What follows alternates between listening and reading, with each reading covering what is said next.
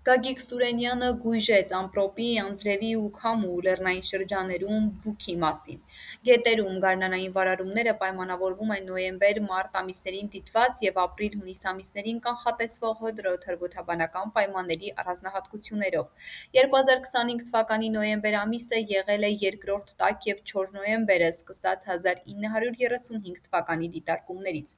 2026 թվականի փետրվար ամսվա օդի միջին ջերմաստիճանը Հայաստանում կազմել է 0,1 աստիճան, որը նորմայից բարձր էր 4,9 աստիճանով։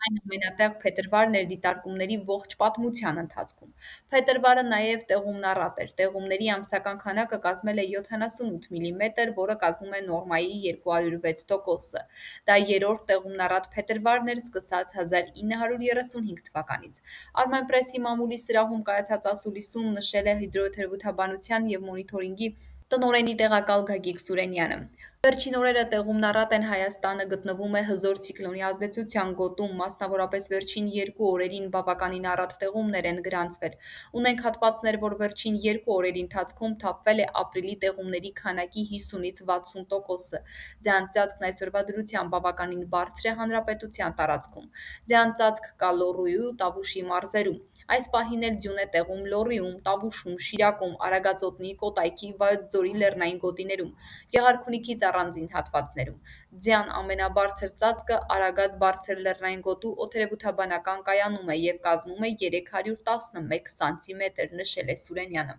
Նա հավելեց, որ օդի ջերմաստիճանը բավականին ցածր է և մինչև օրս Արարատյան դաշտում և Երևանում 20-ից բարձր աստիճան չի գրանցվել։ Անցած տարի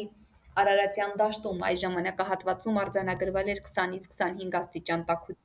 Սուրենյանն ընդգծեց, որ ջերմային ցածր ֆոնով պայմանավորված ունեցել ենք պտղատուների ուշ ծաղկում, իսկ այդ դեպքում նվազում է